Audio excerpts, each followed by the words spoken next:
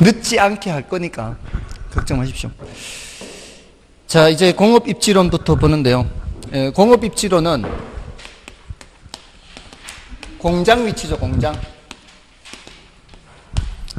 위치인데, 이 공장 위치가 어디가 좋은 위치냐 이거죠. 여기서는 이제 주로 배부의 최소 비용 이론이 출제가 됐어요.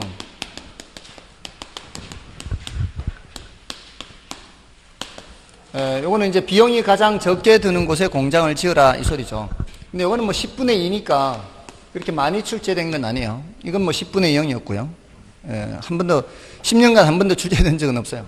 당연히 뭐가 더 중요하겠어요? 농공상 하면은 상업 입지가 제일 중요하겠죠. 근데 이제 배버의 최소 비용 이론만 출제가 됐어요. 이거는 그 기업이라는 게 이윤을 극대화해야 되는 데잖아요. 그럼 이윤을 극대화하기 위해서 비용은 가능한 한 낮춰야 되고 판매 이런 것들은 가능한 한 많게 해야 되잖아요. 근데 이 사람은 판매는 일정하다고 본 거예요. 어디에 공장을 짓든. 그런 상황에서는 비용이 가장 적게 드는 곳에 공장을 지으라고 한 거죠. 근데 이 사람이 강조한 비용 항목은 이제 수송비가 제일 이제 중요하고요. 그 다음에 임금이나 집정력 이런 것들을 살펴봤어요. 이게 이제 수송비가 제일 중요하다고요. 이런 것들은 가능한 한 이제 낮출수록 좋겠죠. 집정력은 높을수록 좋아요. 그러니까 관련 업종들이 한데 모여 입지하는 것이 비용 절감 효과를 얻는 경우를 말해요.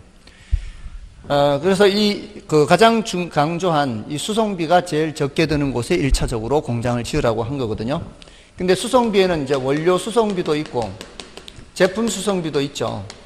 그러니까 이 두 개의 수송비의 합이 최소가 되는 곳에 공장을 지으라는 거죠.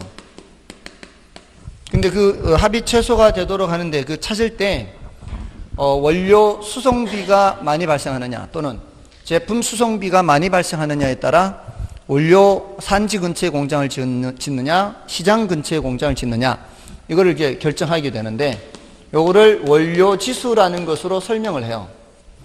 원료 지수는 원료 중량을 나타내는 지표예요. 원료 중량이 많이 나가면은 뭐에 비해서? 제품 중량에 비해서. 그럼 원료 무게가 많이 나가잖아요. 이러면은 이게 1보다 크게 되겠죠.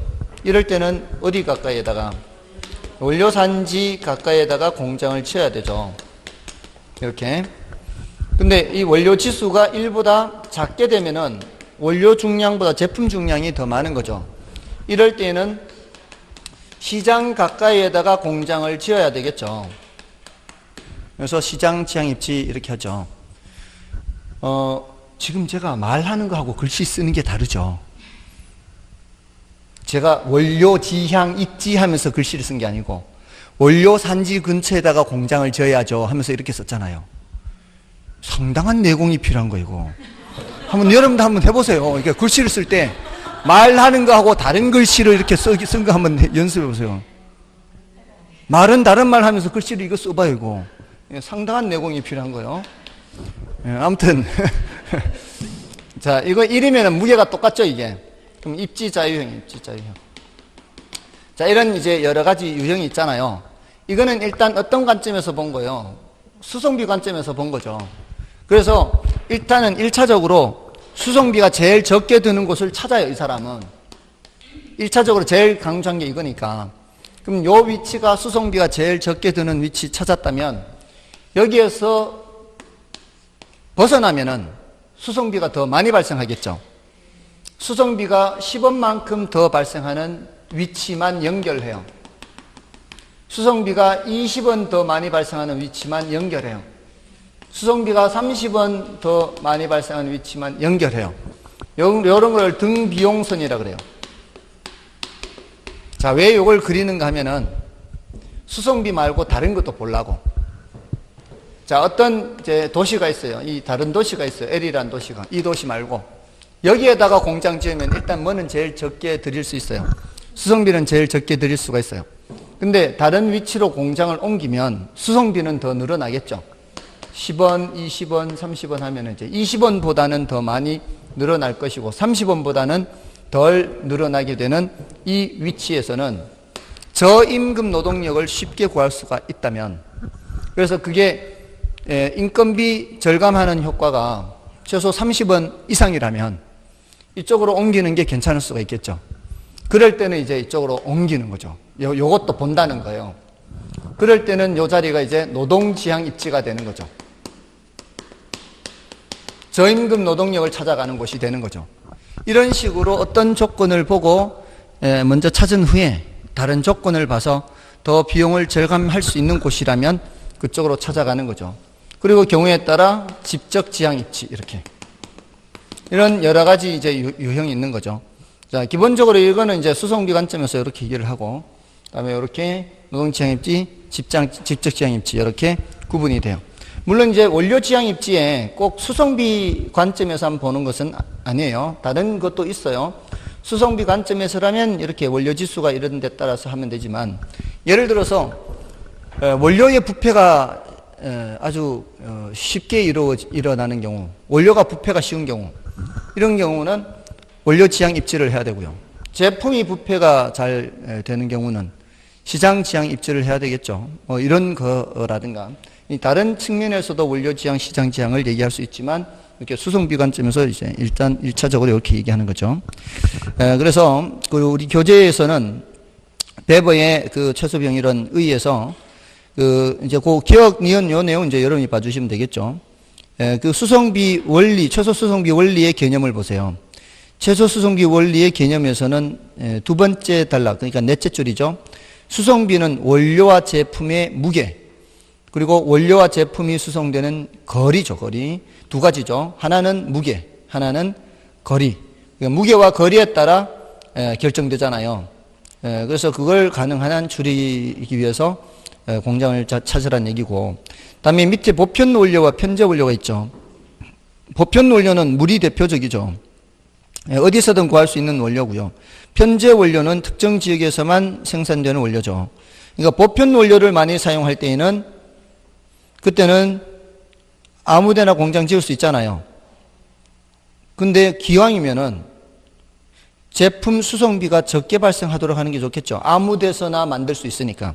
그러니까 시장 지향 입지를 해야 되는 거고, 편제 원료를 많이 사용하는 경우에는 원료 지향 입지를 해야 되겠죠. 자, 그런 내용들입니다. 보편 원료에서는 이제 시장 지향 입지, 편제 원료에서는 원료 지향 입지, 이렇게 하면 되고요. 오른쪽 페이지 이제 원료 지수나 입지 중량이라는 게 나오죠. 그 원료 지수는 판단 기준이 되는 숫자가 1이에요. 근데 입지 중량은 그 원료 지수에다가 1을 더해야 되거든요. 입지 중량은 판단 기준이 되는 숫자가 2입니다. 근데 중요도가 낮아요. 입지 중량은 판단 기준이 되는 게 2라고 2. 2보다 크면 뭐고요? 원료 지향. 2보다 작으면 시장 지향. 2가 되면은 입지 자유형. 입지 중량은 판단 기준이 되는 숫자가 2고, 원료 지수는 판단 기준이 되는 숫자가 1이다. 근데 중요도가 높은 것은 원료 지수다. 이렇게 되면 됐고요. 다음에 3번에 그 노동 지향 입지, 집적 지향 입지. 자, 요거는 이제 여러분들이 확인만 하시면 되겠죠. 밑에 이제 공업 입지 형태에 의해서 원료 지향 입지 보세요. A에는 중량 감소 산업이 있죠. 원료 지향 입지에. 중량 감소 산업이 뭐겠어요? 이 원료에 이제 폐기물이 많은 거죠. 버리는 게 많은 거예요. 그러니까 제품이 되는 과정에서 중량이 줄어들죠. 이럴 때는 버리는 거를 굳이 시장까지 옮겨가서 제품을 만들 이유가 없어요. 그러니까 원료 산지에서 버리고 생산을 해야 되는 거죠. 그다음에 국지 원료를 많이 사용하거나 원료 수송비가 상대적으로 비싸거나 또 원료 생산지에 입지하여 생산활동하는 산업, 뭐 이런 것들이 있고요. 또 원료 부패성이 심한 물품을 생산하는 공장도 있고요. 그러한 예로는 이제 시멘트 공업이나 제련, 통조림, 냉동 공업 이런 것들은 다 원료 지향 입지입니다. 그다음에 시장 지향 입지에서 제조 과정에서 무게나 부피가 늘어나는 중량 증가 산업이나 보편 원료를 많이 사용하는 산업, 그리고 제품 수송비가 원료 수송비보다 큰 산업, 뭐 이런 것들, 그리고 중간재나 완제품을 생산하는 공장, 이런 것들은 또 시장 지향입니다. 그리고 원료보다 제품의 부패성이 심한 것들은 또 시장 지향 입지를 해야 되겠죠. 제빵 공장 같은 게 대표적이죠. 빵 같은 거. 밀가루 상태에서는 잘 부패가 되지 않지만 빵으로 만들면 부패가 잘 되니까. 다음에 이제 뭐 정량 음료 이런 것들 해당되는 거죠. 다음에 노동지향 산업은 노동비 비중이 많은 거. 그 B를 보시면 돼요. 이거는 B의 섬유 산업이나 피복, 신발 이런 것들, 이런 것들은 이제 노동지향 입지고요. 다음에 직접지향 입지는 B, 이것도 B에 자동차 산업이나 석유화학공업 뭐 이런 것들이 있을 수가 있습니다. 다음에 입지 자유형, 자유입지형은 제조 과정에서 부과되는 가치가 매우 클 경우 제품 수송비가 차지하는 비중이 상대적으로 매우 적어요. 그러니까 수송비 비중이 적을 경우라면 굳이 수송비를 따질 필요가 없잖아요. 그래서 수송비가 공업입지 일정에 제약을 주는 요인으로서 거의 작용하지 않고 있는 경우, 이런 거는 뭐 어디 공장을 짓든 별로 관계가 없습니다. 다음에 이제 오른쪽으로 가시면은 이건 참고로 보는데 중간 지점 지향 산업 있죠. 중간 지점 지향 산업은 키워드가 수송적환 지점이에요. 이건 뭐 참고로 보는 정도인데요. 수송적환 지점 있죠. 수송적환 지점 찾으셨나요? 요거는 이제 어떤 경우가면은 육상 운송에서 해상 운송으로 바뀐다거나 도로 교통에서 철도 교통으로 바뀐다거나 이런 데가 수송적환 지점이에요. 그러니까 우리나라 같은 경우에는 공장이 어디에 많아요? 바닷가에 많죠. 우리나라의 경우는 이제 임해공업단지가 많잖아요. 바다에 접해 있는. 그 이유가 뭐겠어요? 우리나라는 지하자원이 많지 않잖아요. 지하자원이 많지 않으니까 외국에서 지하자원을 수입을 해서 가공을 해서 바로 팔아야죠. 그러니까 가공무역이니까 공장이 바닷가에 많이 있을 수밖에 없죠. 그게 바로 뭐예요? 수송적환 지점이 되는 겁니다. 그리고 내륙지방에서 수송적환이라고 한다면은 철도역 있죠. 기차역. 기차역이 이제 괜찮은 곳이 될 수가 있어요. 예를 들자면 옛날에 연탄 공장 있죠. 옛날에 연탄 공장이 기차역 옆에 많았거든요. 그 이유가 뭐겠어요? 연탄을 만들기 위해서는 저기 태백 지역에서 석탄을 실어 와야 되죠. 석탄을 실어 올 때는 교통수단이 뭐예요? 기차죠. 기차, 열차. 열차로 석탄을 실어 와요. 그래서 기차역에 하역을 하죠.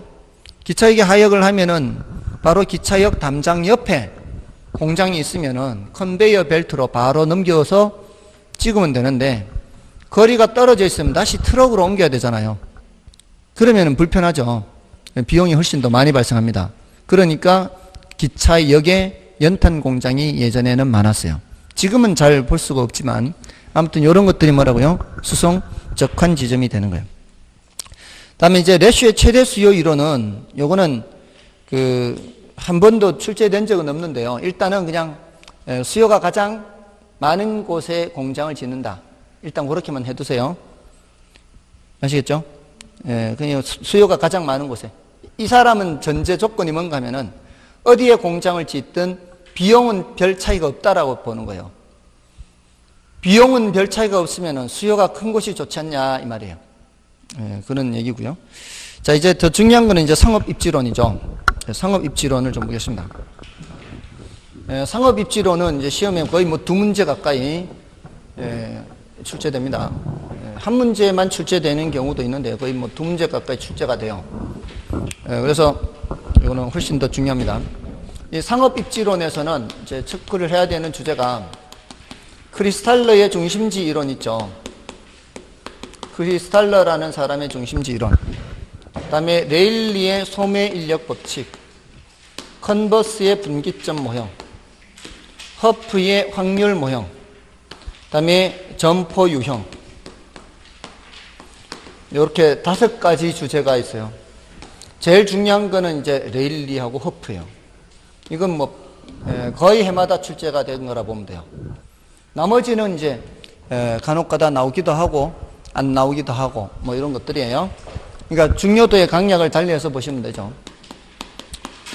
크리스탈러의 중심지 이론은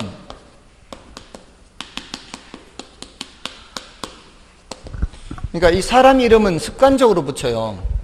이게 사람 이름을 다른 거 집어넣어서 틀린 지문을 안 만들어요.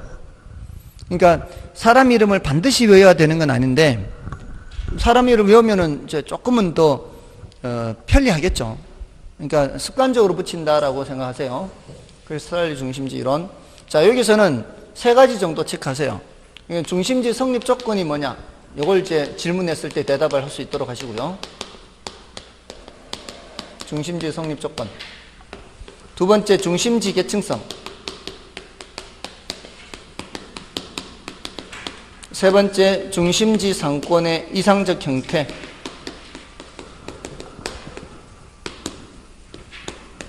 세 가지 질문했을 때 대답하면 돼요. 가장 이상적인 형태. 일단 중심지 성립 조건 첫 번째 거는 이거는 최소 요구치와 재화의 도달 범위 간의 관계에서 누가 더 크면 된다? 재화의 도달 범위가 더 커야 돼요.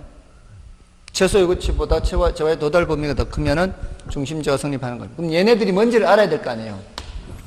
최소 요구치가 뭔지, 재화의 도달 범위가 뭔지. 최소 요구치라는 게 뭐겠어요?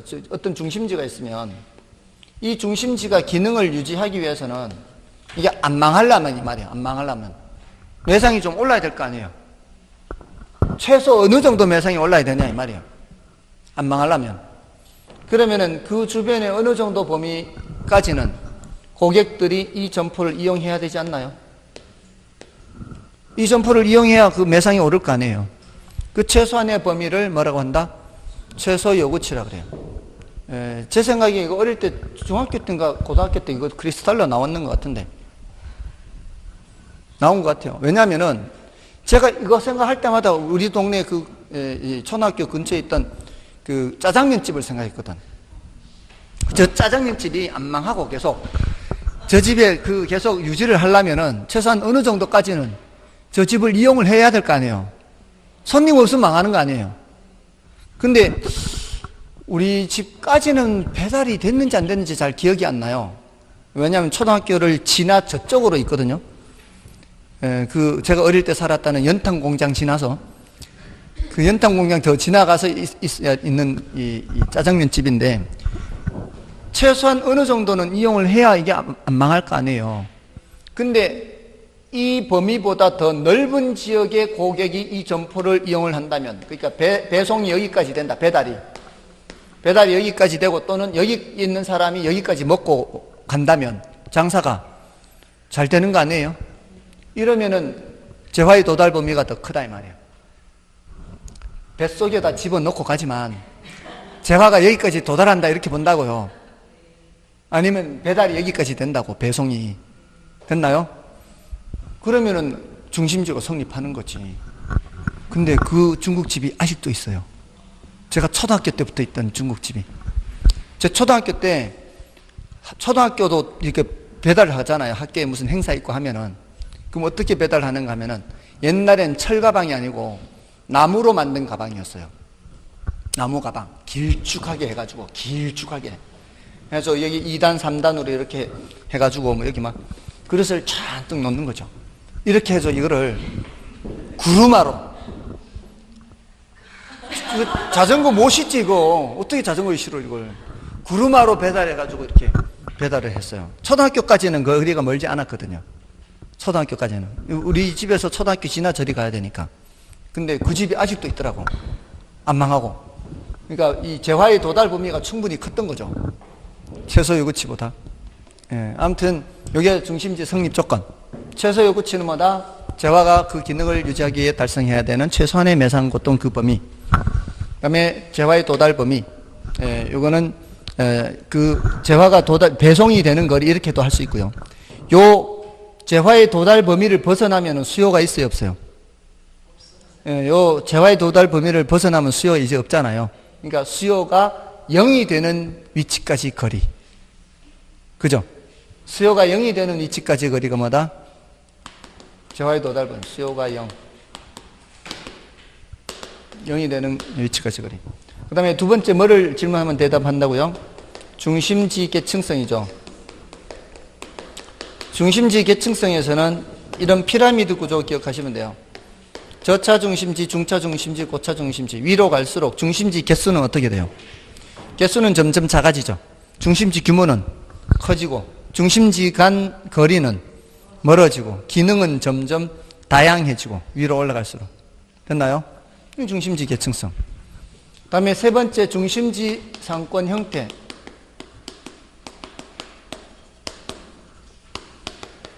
자, 요거를 얘기할 때는 이제 뭐를 전제 조건으로 갖고 있어야 되는가 하면은 그 147쪽에 동그라미 1번 의의를 보세요. 동그라미 1번의 의의 두 번째 줄에 보세요. 이 이론의 전제 조건은 하고 있죠. 뭐라고 돼 있어요? 동질 공간의 평야죠. 그러니까 평평한 곳이에요. 그리고 동일한 교통수단이요. 사방팔방 평평한데 교통수단이 다 똑같아요. 그리고 운송비는 거리에 비례하고요. 동일한 기호와 구매력을 갖춘 인구예요. 어떤 사람이에요? 쌍둥이 같은 사람이에요. 동일한 기호와 구매력을 갖췄으니까 쌍둥이보다 더하지 이거는. 쌍둥이도 기호가 똑같지는 않잖아요. 똑같은 기호와 구매력을 갖춘 사람이 어떻게 있어야 돼? 균등하게 있어야 돼. 일정한 간격으로 있어야 돼. 이게 이런 전제 조건 아주 이상적이잖아요. 일정하게 있는 상황에서 그러면은 중심지가 여러 개가 있을 때 이 말이에요. 이렇게 여러 개 있을 때 중심지들이 이렇게 점점 커져가면서 어떻게 돼요? 서로 부딪히게 되죠. 부딪히게 될 거 아니에요. 부딪히게 되면서 서로 이렇게 겹치는 부분이 생긴단 말이에요. 겹치는 부분이 서로 이제 자기 영역으로 가져오면서 이렇게 되는 거죠. 이렇게 이런 이제 정육각형 형태가 되는 거죠. 가장 이상적인 형태는 이때는 이제 다수 중심지예요. 중심지가 다수일 때는 어떤 형태로? 정육각형이에요. 다수 중심지일 때는 정육각형. 근데 단일 중심지일 때는 원형이 되는 거죠. 원형. 한 개밖에 없으니까 계속 이제 원형으로 커져가는 거죠. 이런 정도입니다. 중요도 면에서는 뭐 한 10분의 2 정도. 이것도 이제 레일리는 해마다 출제되는 거예요. 레일리나 컨버스 중에서는 해마다 출제된다 보면 돼요. 자, 레일리의 소매 인력 법칙 이렇게 하죠. 레일리의 소매 인력 법칙. 이 레일리에서부터 이쪽에 여기까지 요 세 가지는 중력 모형이라 그래요. 중력 모형. 뉴턴의 만유 인력 법칙을 적용한 거거든요. 뉴턴의 만유 인력 법칙을 적용했기 때문에 중력 모형이라 그래요. 그래서 중심지가 크기가 서로 다른 두 개의 중심지가 서로 마주하고 있을 때 어떤 중심지가 당기는 힘이 더 커요? 이게 당기는 힘이 더 클 거 아니에요. 그럼 얘가 더 작고 그러면은 얘가 당기는 범위가 더 넓고 얘가 당기는 범위가 좁고 그럼 경계는 어디 가까이? 작은 쪽 가까이 경계가 있을 것이다. 이 작은 쪽은 경계가 이런 식으로 이제 상권 범위 이렇게 형성된다는 거잖아요. 근데 이게 그 당기는 힘이 뉴턴의 만유 인력 법칙하고 똑같다고요. 뉴턴의 만유 인력 법칙이 그 세상 만물은 당기는 힘이 있는데 그 당기는 힘은 거리의 제곱에는 반비례하고 크기에는 비례하죠. 뉴턴의 만유 인력 법칙에서는 이게 질량이 들어요. 질량. 우주 전체의 그 질량. 근데 이거를 소매 인력 법칙에서 상권에 적용한 사람이 레일리예요. 그러니까 요게 바뀐 거예요. 요거. 자, 근데 요게 작년에 드디어 이런 식으로 출제가 됐어요. 모의고사에 늘 그렇게 출제를 했는데 상거래 흡인력은 거리의 제곱에 비례하고 크기에 반비례한다. 이렇게 그냥 이 공식만 알면은 그냥 대답을 할 수 있도록 그렇게 출제가 된 거죠. 그렇게 틀린 질문 나왔어요. 근데 이제 계산 문제로도 많이 나오거든요. 이거는.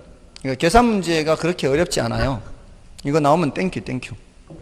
자, 아무튼 그나마 조금 이제 어렵게 나오기는 했는데 지금까지 출제된 것에 비해서는 허프 쪽으로 나왔는데 아무튼 그렇게 어렵지는 않아요. 이거는. 자, 이렇게 해서 일단 레일리의 소매 인력 법칙은 상거래 흡인력과 관련해서 상거래 흡인력은 어떠하다? 거리의 제곱에는 반비례하고 크기에는 비례한다. 그래서 중심지 크기가 서로 다른 두 상권이 마주하고 있을 때 경계는 어느 쪽 가까이? 작은 쪽 가까이. 요거를 발전시킨 사람이 이제 컨버스예요. 컨버스는 어떻게 발전시켰는가 하면은 이 경계 지점 있죠? 경계 지점을 계산하는 공식 만든 사람이에요. 어떻게 하면 경계를 쉽게 계산할 수 있는지 공식을 만들었거든요. 그게 이제 넘어가시면은 그 149쪽에 그 레일리 이론 있잖아요. 그 레일리 이론의 그 내용에 그 공식을 그대로 설명한 게 밑에 있는 건데요. 그 이제 계산 문제는 좀 이따 하고, 일단 넘어가시면 가로 3번이 뭐예요? 컨버스의 수정 소매 인력 이론 있죠? 컨버스의 수정 소매 인력 이론에서 공식 있죠? 이 공식 만든 사람이 컨버스거든요. 근데 공식 안 외워도 돼요. 안 외워도 돼요. 공식 몰라도 풀 수 있어요.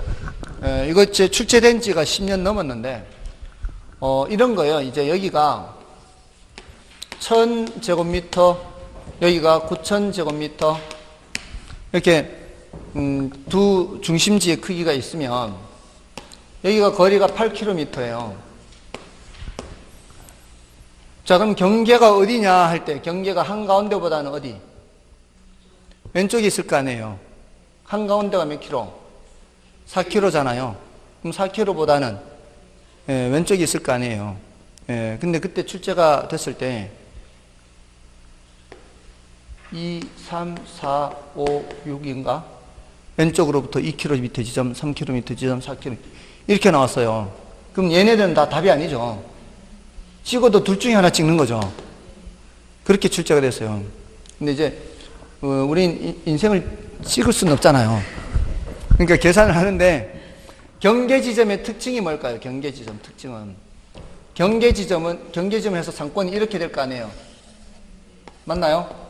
그럼 경계지점에서는 얘가 당기는 힘과 얘가 당기는 힘이 같겠죠. 그걸 이용하는 거예요. 경계지점에서는. 그러니까 아직 계산을 안 해서 이걸 얼마인지 모르니까 A라 하고 이거를 B라고 하면, A가 당기는 힘 계산해 보세요. 요 공식 따라. 요 A 제곱분해 될 거 아니에요. 거리의 제곱분해. A의 크기는 1000이죠. 맞나요? 거리의 제곱의 크기. B가 당기는 힘 계산하면은 B의 제곱분해 9000 이렇게 될 거 아니에요. B가 당기는 힘은. 근데 여기 어떠할 것이다? 같을 것이다. 경계 지점에서는. 그럼 이게 분자가 몇 대 몇인 게 보이나요?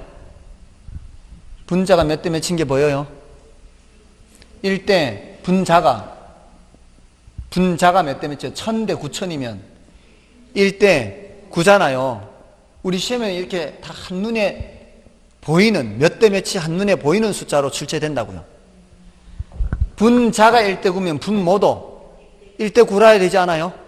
그러면 A제곱 대 B제곱이 몇 대 몇? 1대 9라야 된단 말이에요. 그럼 A 대 9는 몇 대 몇?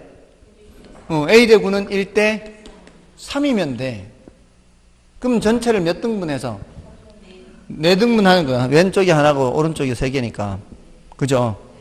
1대 3이면 모두 4등분을 해서 한 칸은 왼쪽에 놓고 3칸은 오른쪽에 놓고 한 칸, 3칸 이렇게. 그럼 이걸 4등분 하면 한 칸이 몇 킬로? 2kg잖아요.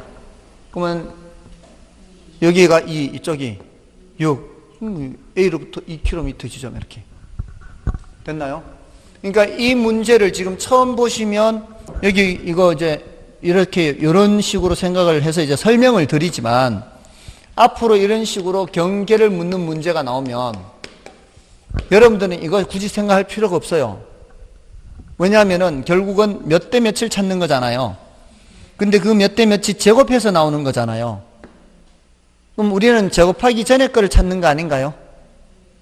그러면 이게 빨리 몇 대 몇인 것만 찾으면 돼. 지금 몇 대 몇인지 보이잖아요.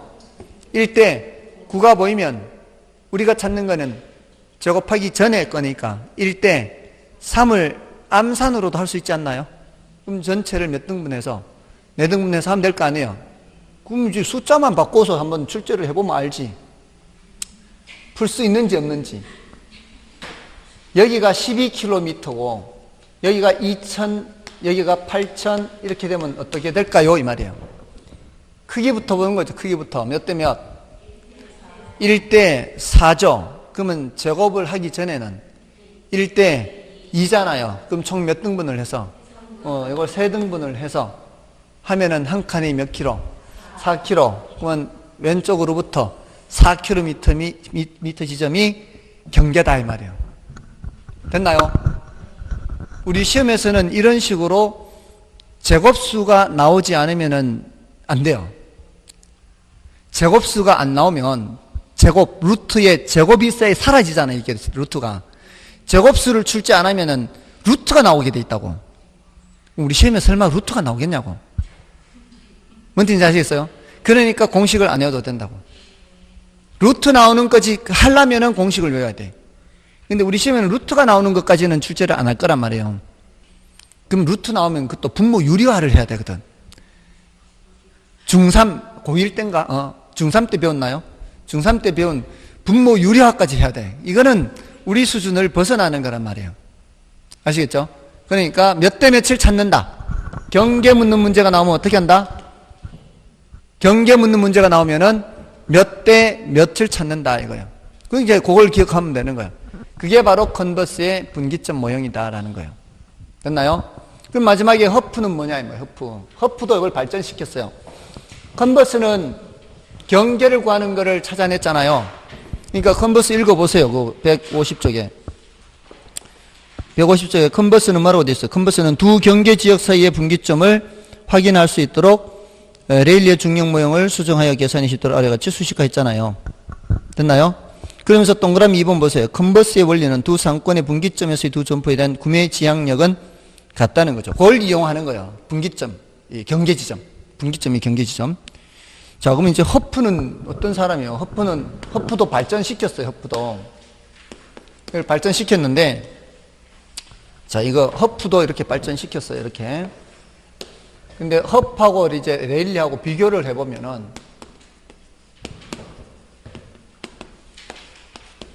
레일리는 중심지를 봤어요. 레일리는. 이 중심지가 주변에 누가 있는 거요? 고객들이 있죠? 고객들이 있잖아요. 이 고객들을 끌어당기는 거예요. 누구를 봤다고요?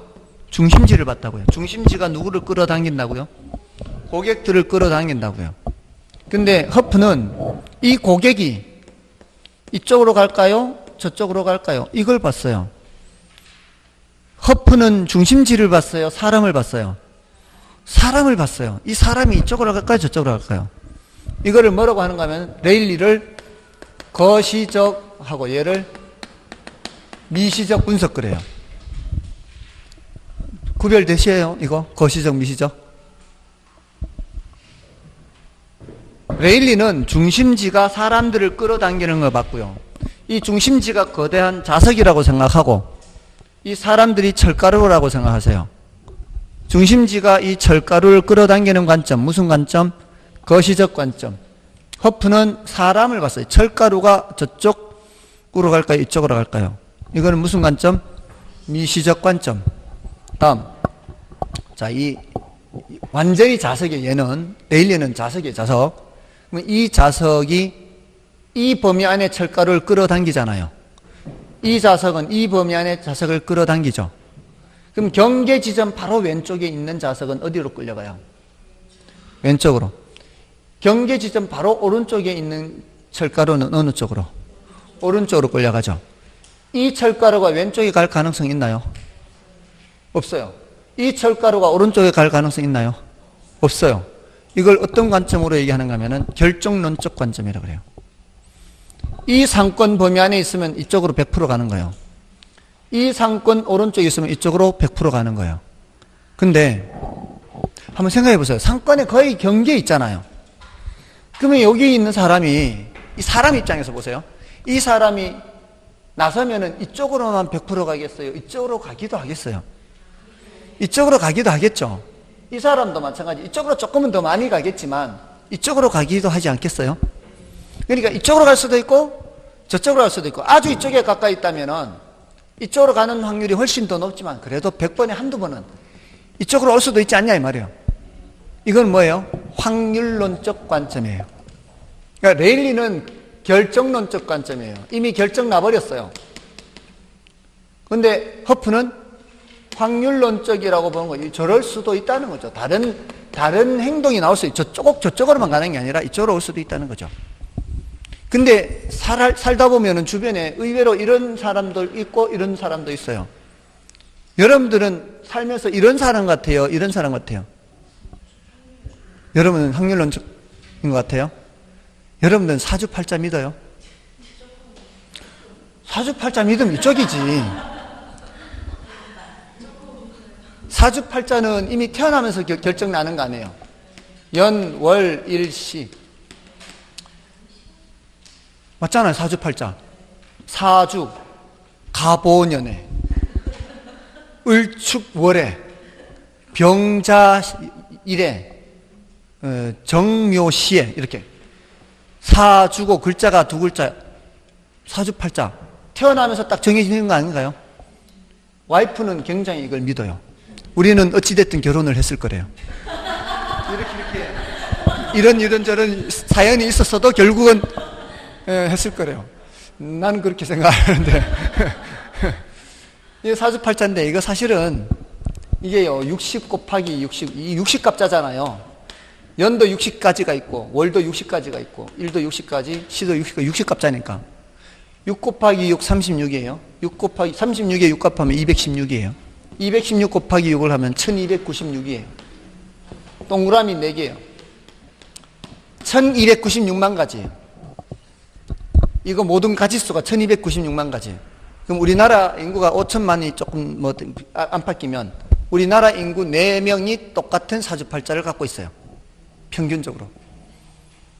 4명이 사주팔자가 똑같다고 믿으시겠어요? 운명을 믿으세요? 운명. 근데 레일리는 그렇게 본 거예요.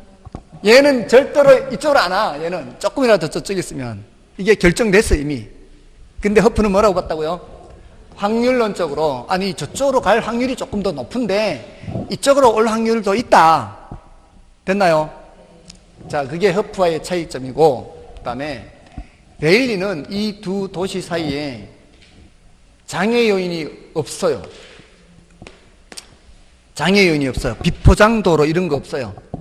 근데 허프는 비포장도로 이런 거 생각한 거예요. 그럼 뭐예요? 잘 못 가겠지. 예, 그러니까 이 사람은 장애 요인을 고려했다 안 했다? 장애 요인을 고려 안 했어요. 이 사람은 장애 요인을 고려했어요. 그럴듯하지 않나요?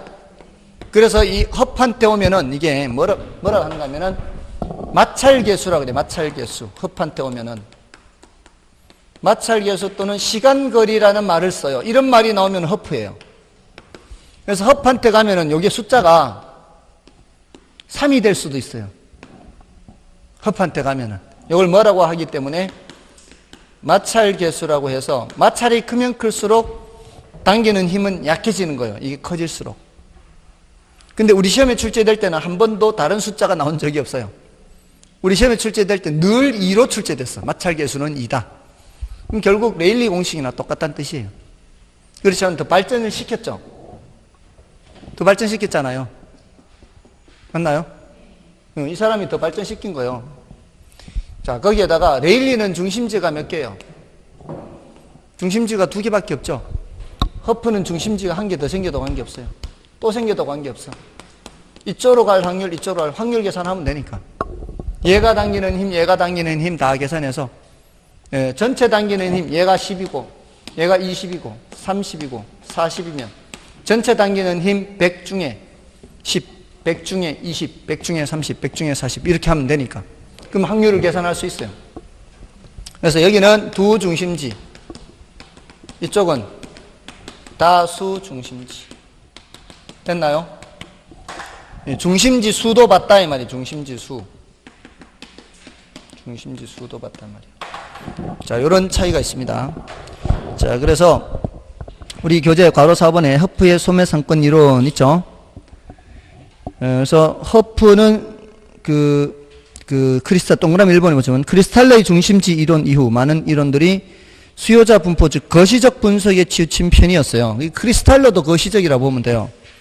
근데 허프는 수요자의 개성 즉 미시적 분석에 관심을 두고 중심지 이론을 전개했고요.